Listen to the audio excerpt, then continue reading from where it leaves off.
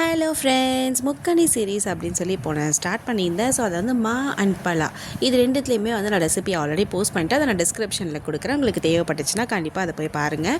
And இப்போ நான் செய்ய போகிறது பார்த்திங்கன்னா வாழைப்பழம். ஸோ வாழை இதில் தான் நம்ம செய்ய போகிறோம். இந்த வாழைப்பழம் வச்சு என்ன செய்ய போகிறோன்னு பார்த்திங்கன்னா ஒரு சப்பாத்தி.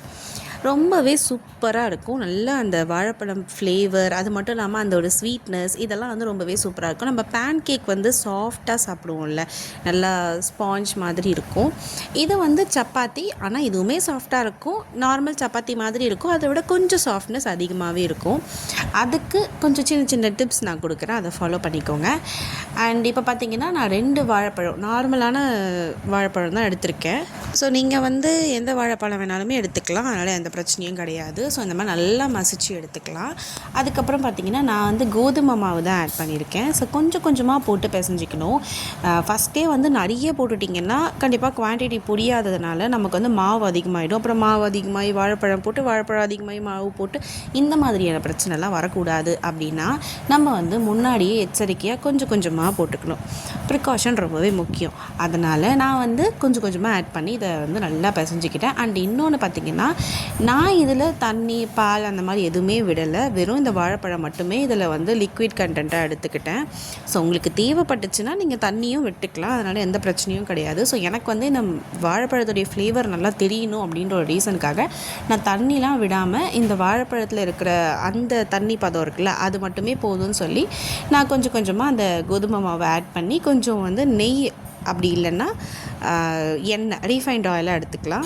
ஸோ இந்த மாதிரி இதில் வந்து கொஞ்சம் கொஞ்சமாக விட்டு மிக்ஸ் பண்ணுறதுனால நல்லாவே சாஃப்ட்னஸ் கொடுக்கும். அண்ட் உப்பு போட மறந்துடாதீங்க. நான் வந்து ஸ்டார்டிங்கில் போட மறந்துட்டேன், இப்போ போட்டுட்டேன். அதை வந்து ஸ்டார்டிங்கே போட்டுருங்க, அப்போ தான் வந்து பர்ஃபெக்டாக அதில் வந்து மிக்ஸ் ஆகியிருக்கும். ஸ்வீட்டு, உப்பு அப்படிலாம் யோசிக்க வேண்டாம். நார்மலாக போடுற உப்பை விட கொஞ்சம் கம்மியாக போட்டுக்கோங்க. இந்த மாதிரி நல்லா பிசைஞ்சு எடுத்துக்கோங்க. கொஞ்சம் கொஞ்சமாக மாவு போட்டு பிசைஞ்சிங்கன்னா பர்ஃபெக்டாக சாஃப்டாக வந்துடும். நான் ஆல்ரெடி சொன்ன மாதிரி உங்களுக்கு தேவைப்பட்டுனா நீங்கள் தண்ணி விட்டு இன்னும் கொஞ்சம் மாவு சேர்த்து மிக்ஸ் பண்ணிக்கோங்க. ஒரு 15 மினிட்ஸ் இதை வச்சாலே போதும்.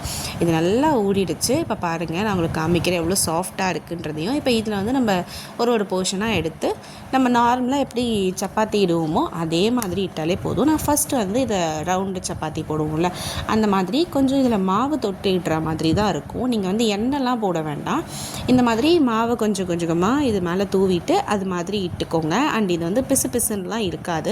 வாழைப்பழம் சேர்த்துருக்கிறதுனால பிசு பிசுன்னு இருக்குமா அப்படின்னு கேட்டிங்கன்னா கண்டிப்பாக கிடையாது. நீங்கள் வந்து உப்பை ஸ்கிப் பண்ணிவிட்டு இதில் நாட்டு சக்கரை இல்லைனா வந்து ஒயிட் சுகர் இந்த மாதிரி கூட ஆட் பண்ணிக்கலாம். பட் நான் வந்து இதில் தண்ணிலாம் ஆட் பண்ணாத டேரெக்டாக இதில் வாழைப்பழம் சேர்த்துருக்கிறதுனால நான் எதுவுமே ஸ்வீட்னஸ்க்கு எதுவுமே சேர்க்கல. இப்போ பாருங்கள், இதை வந்து சப்பாத்தி வந்து ரெடி பண்ணியாச்சு. எப்படி ஹார்ட்டின் ஷேப்பில் இருக்குது பார்த்திங்களா, தானாகவே வந்துருச்சு. ஸோ உங்களுக்காக தான். அண்ட் இப்போ பார்த்திங்கன்னா இதை நான் திருப்பி திருப்பி போட்டு அழகாக சாஃப்டாக ரெடி பண்ணிவிட்டேன். நல்லா புசு புசுன்னு வந்துருச்சு. அவ்வளோதாங்க, இது இப்போ ரெடி ஆகிடுச்சு. ஒரு நார்மல் சப்பாத்தி இல்லை ரொம்ப ஸ்பெஷலான ஹார்ட்டின் சப்பாத்தி. ஸோ இப்போ அடுத்து பார்த்திங்கன்னா என்னடா திருப்பியும் இட்டு காமிக்கிறேன்னு பார்த்திங்கன்னா இது வந்து லேயர்டு சப்பாத்தியாக போட போகிறோம். இது இன்னுமே நல்லா சாஃப்டாக இருக்கும். இது எப்படின்னு பார்த்திங்கன்னா நம்ம வந்து ட்ரையாங்கிள் ஷேப்பில் போடுவோம் பார்த்திங்களா. ஃபஸ்ட்டு இந்த மாதிரி ரவுண்டாக நம்ம வந்து திரட்டிட்டு அதுக்கப்புறமா இதை வந்து நம்ம 2 டைம்ஸ் ஃபோல்ட் பண்ணணும். ஃபோல்ட் பண்ணுறதுக்கு முன்னாடி கொஞ்சம் எண்ணெய் விட்டு ஃபுல்லாக அப்ளை பண்ணிவிட்டு அதுக்கப்புறமா தான் நம்ம வந்து ஃபோல்ட் பண்ணணும். ஃபஸ்ட் வந்து இந்த சர்க்கிளாக இருக்கிறத செவை சர்க்கிளாக நம்ம ஃபோல்ட் பண்ணிடலாம். இந்த மாதிரி ஃபோல்ட் பண்ணதுக்கப்புறமா நம்ம ஒன்ஸ் இந்த மாதிரி லைட்டாக தேய்ச்சி விட்டுக்கலாம். அப்படி இல்லைனா ரொம்ப தடியாக இருக்கும். ஸோ கடைசியாக தேய்க்கிறதுக்கு வந்து ரொம்பவே கஷ்டமாக இருக்கும். அண்ட் ஒரு ஷேப்பே வராமல் போயிடும். அதனால் லைட்டாக தேய்ச்சிக்கலாம்.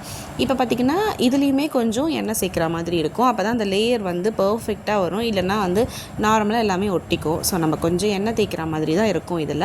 அண்ட் இப்போ இதை ஃபோல்ட் பண்ணிவிட்டு இந்த மாதிரி நம்ம தேய்ச்சி விட்டுக்கலாம். அவ்வளோதாங்க, ட்ரையாங்கிள் ஷேப்பில் இது ரெடி ஆகிடுச்சு. இது வந்து லேயர்டாக இருக்கும். நான் உங்களுக்கு லாஸ்ட்டில் வந்து இதை பிச்சு காமிக்கிறேன் எந்த அளவுக்கு பர்ஃபெக்டாக உள்ளேயும் வெந்திருக்கும். நீங்கள் வந்து உள்ளே லேயராக இருக்கிறதுனால வேகாதோ அப்படிலாம் நினைக்க வேண்டாம். பர்ஃபெக்டாக வந்திருக்கும்.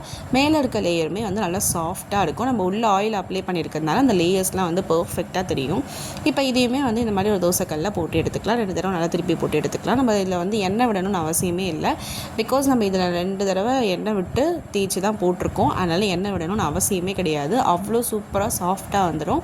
நம்ம பனானா ஆட் பண்ணுறதுனாலையுமே கூட இன்னும் கொஞ்சம் நல்லா சாஃப்டாக வரும். அண்ட் ஆல்ரெடி சொன்ன மாதிரி நம்ம மாவு பிசையும் போதும் கொஞ்சம் எண்ணெய் விட்டு பிசைஞ்சிருக்கும். அதனாலையுமே வந்து நல்லா சாஃப்டாக வரும். ஸோ இந்த மெத்தடில் நீங்கள் ட்ரை பண்ணி பாருங்கள், ரொம்பவே சூப்பராக இருக்கும்.